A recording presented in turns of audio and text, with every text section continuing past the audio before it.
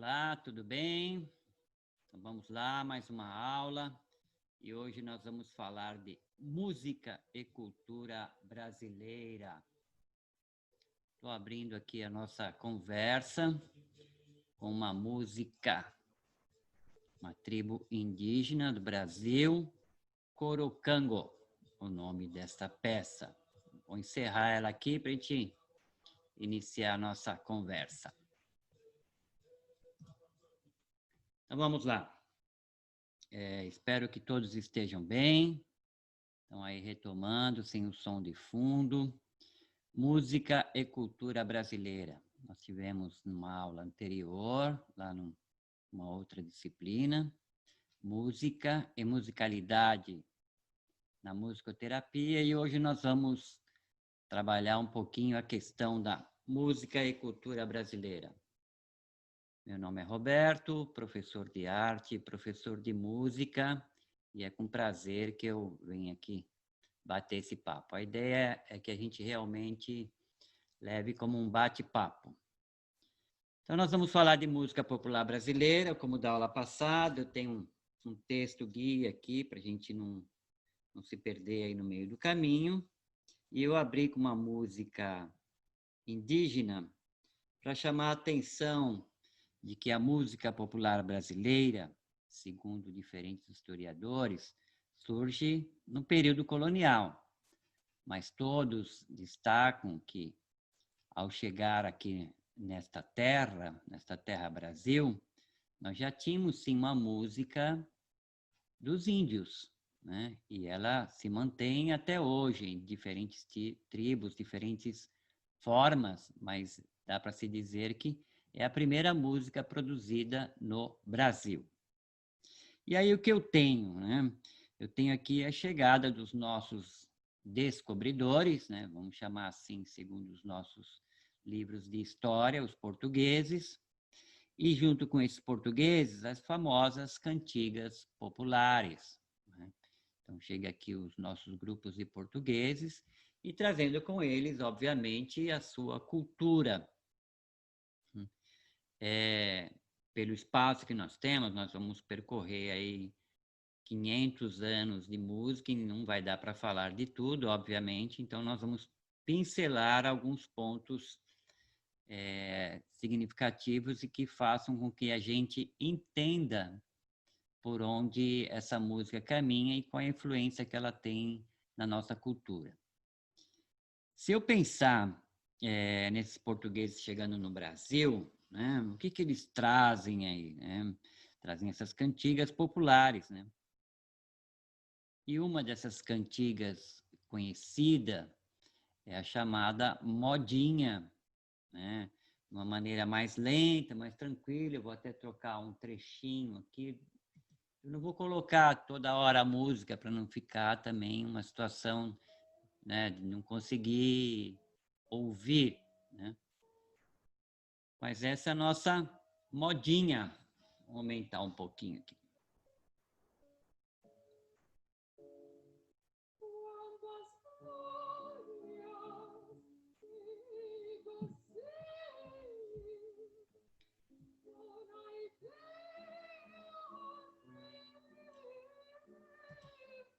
Então, essa música é a que chega com os portugueses aqui, né? Uma canção mais adocicada, né? Com fundo musical, piano, e esses portugueses vão explorar o Brasil afora, como nós todos sabemos, vão, né, desbrandar essa terra, e numa sequência de que eu preciso, né, ter trabalhadores ou ter operários comigo, eu vou trabalhar com os índios, né, num determinado momento, e depois eu vou chegar aos africanos. Então, passando aí esse pedaço da história nessa questão musical, onde os portugueses chegam com a modinha, encontra a música do índio, e na sequência vem quem? Né? Vem os africanos, escravizados para o Brasil, e consigo a sua cultura. Então, a gente começa aí a preparar o nosso caldeirão.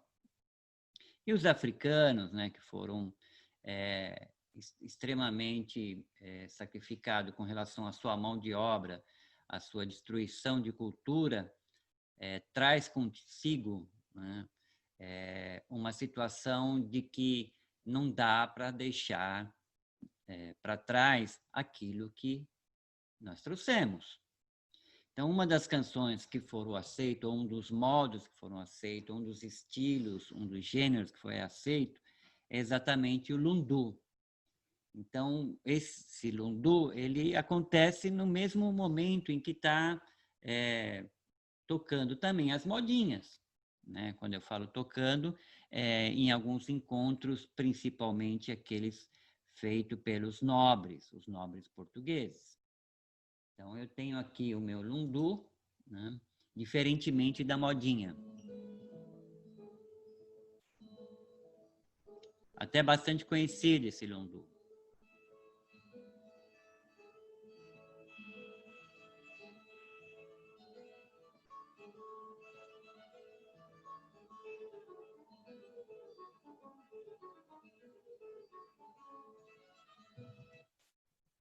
Então, vamos lá. A modinha é uma música comportada, né? Muito mais séria, digamos assim. E o lundu, considerado uma música sensual. Mas nessa primeira jornada é uma das músicas aceita, né? Sempre colocando aí o entre aspas, pelos portugueses brancos, ok? Então eu tenho aí os portugueses com essa mão de obra escravizada, os negros, né? Os índios já estão num outro destino, eles tragam sim, consigo a sua cultura que começa a se misturar com a nossa, né? E aí formando esse primeiro caldeirão. Então eu já tenho esse tripé, que é a música do índio, a música do português, através da modinha, a música do africano. Passam-se um período extremamente longo, essas músicas elas vão se disseminando pelo país afora, e aqui vale um destaque que nós estamos falando de uma música ainda muito oral, uma música com bastante percussão, que ainda não é uma música escrita, né? Ela não é uma música de grafia, mas ela começa a tocar corpo nas festas feitas pelos portugueses ou até nas festas feitas pelos escravos, né, em seus quilombos.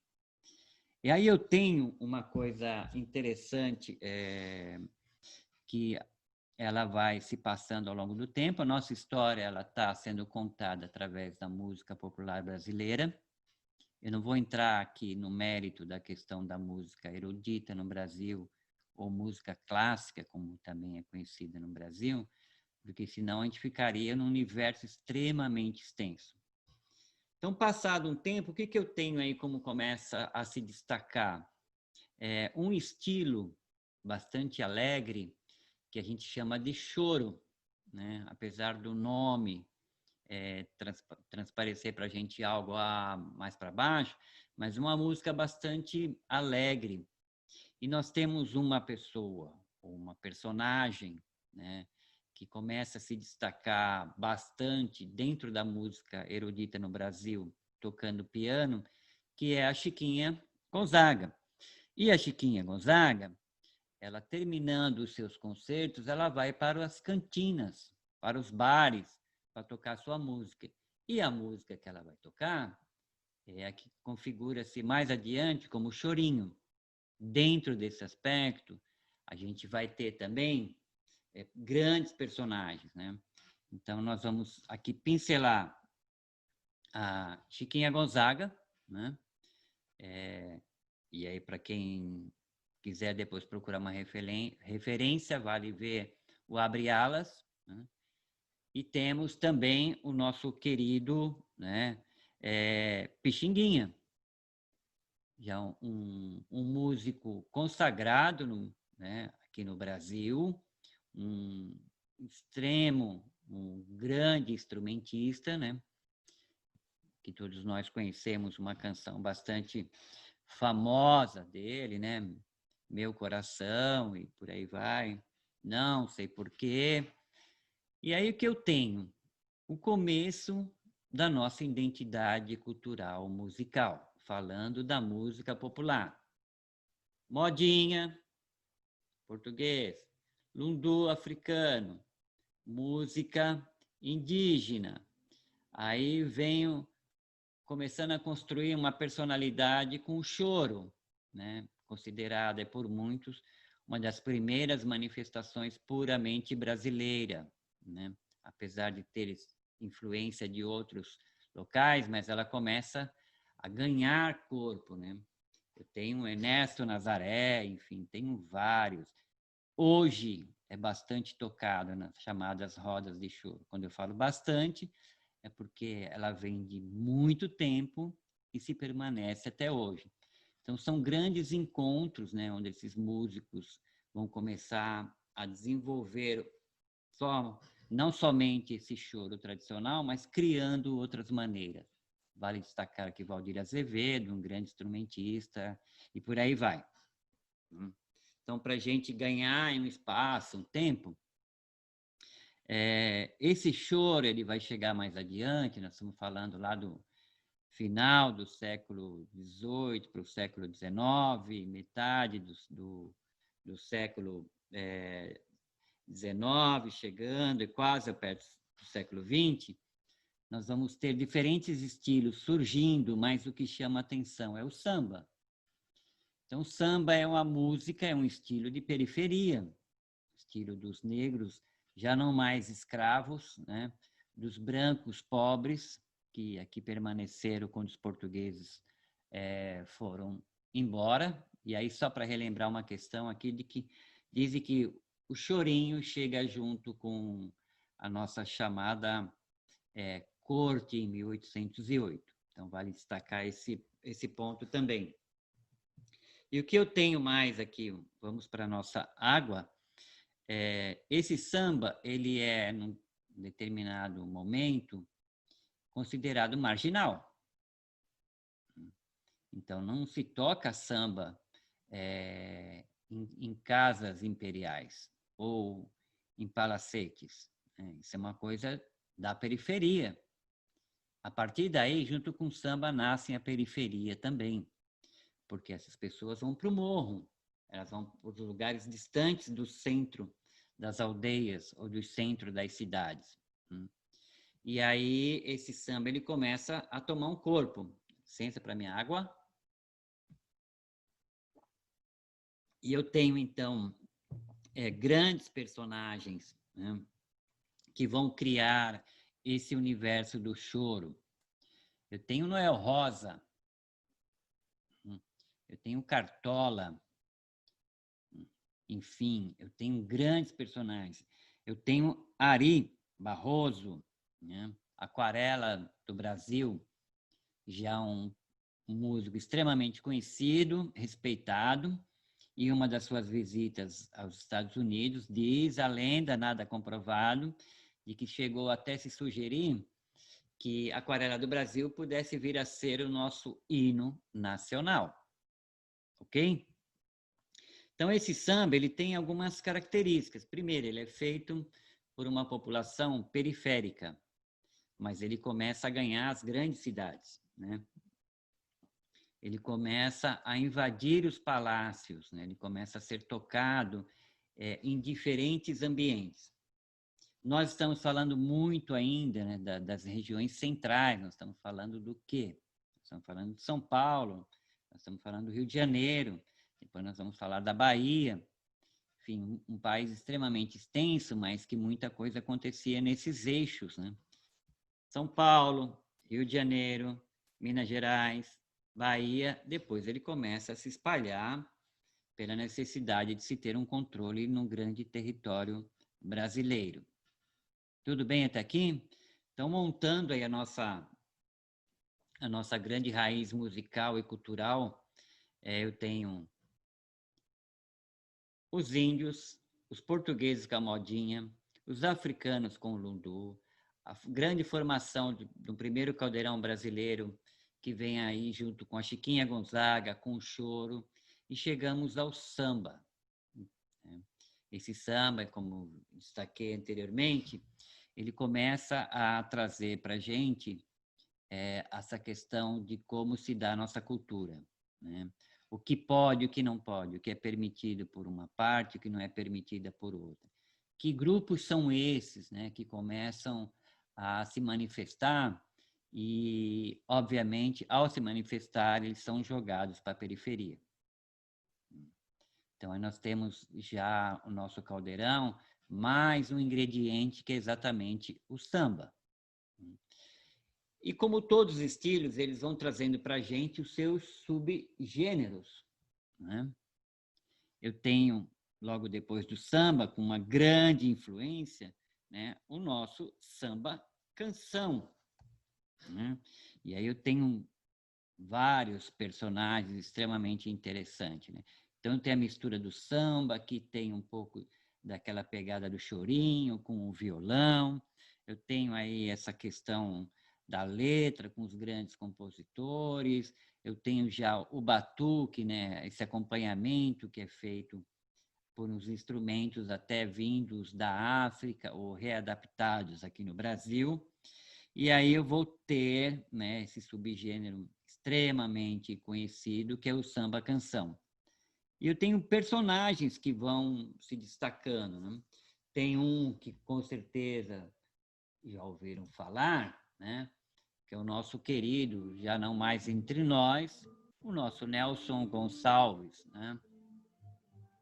Que aí traz de novo esse samba-canção, aquela ideia da modinha, né?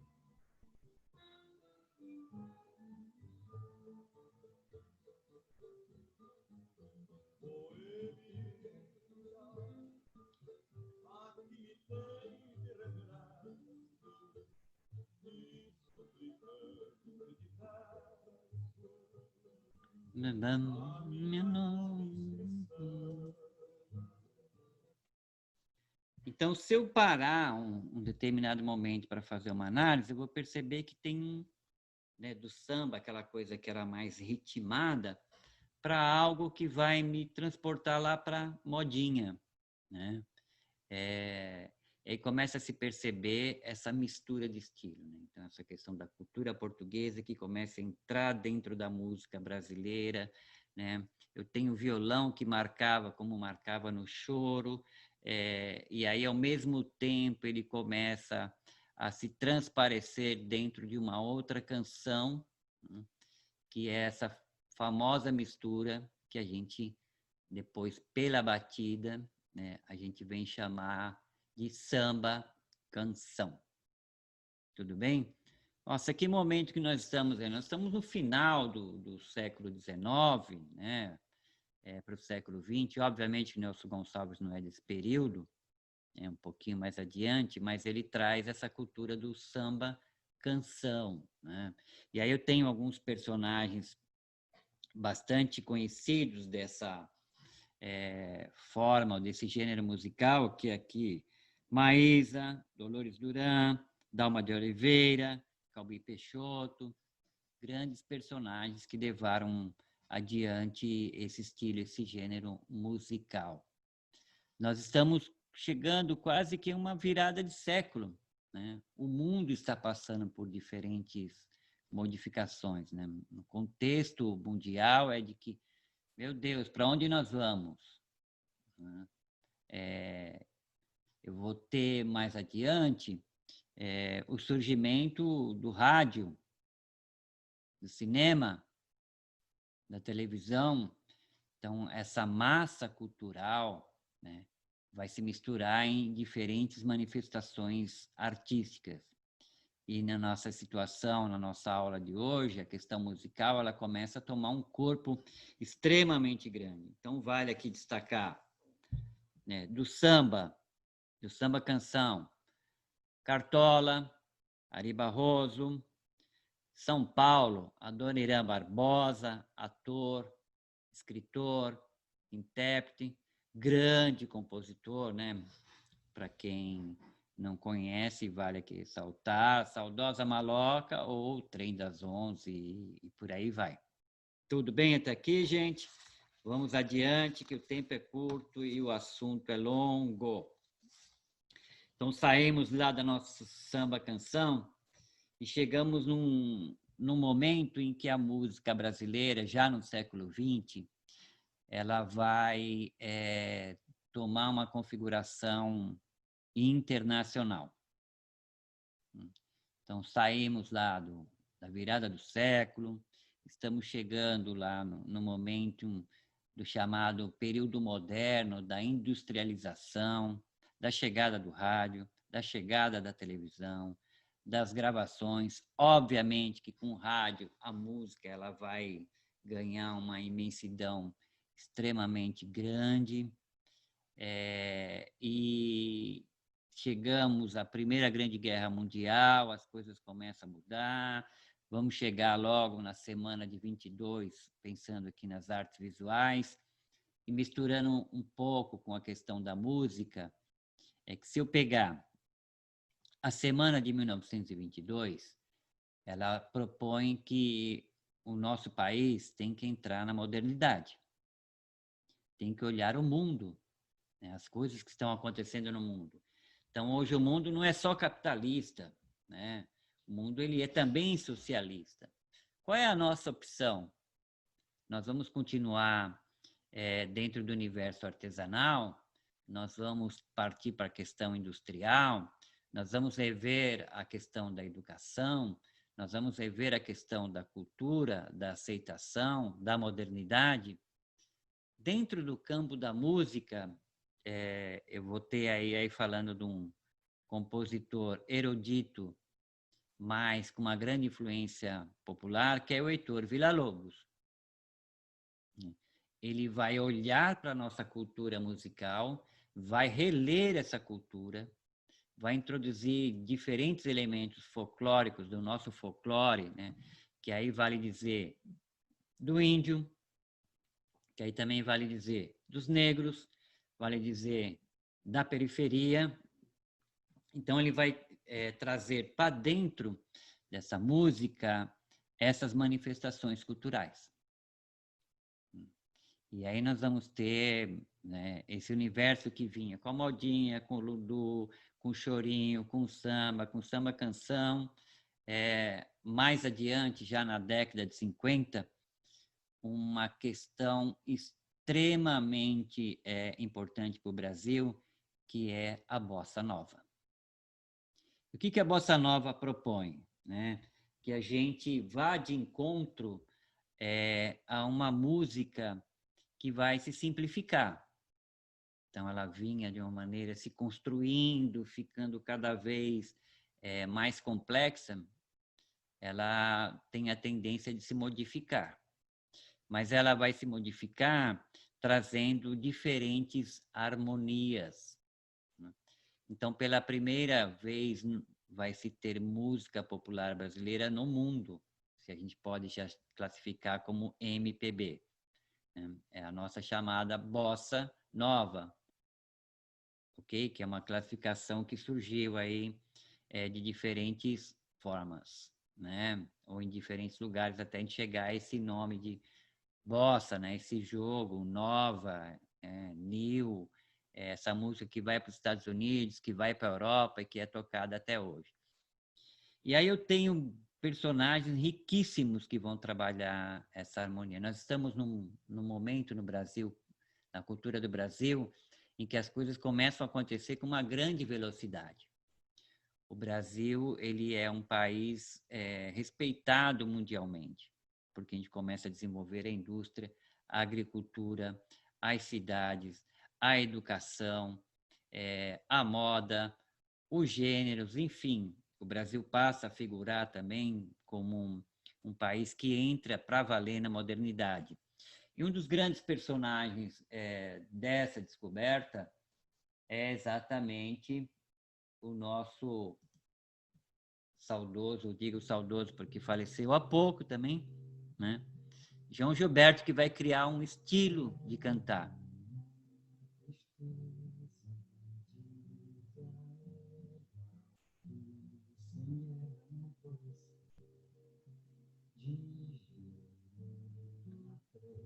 Um pouquinho mais alto. Porque eu não posso mais sofrer. Ok.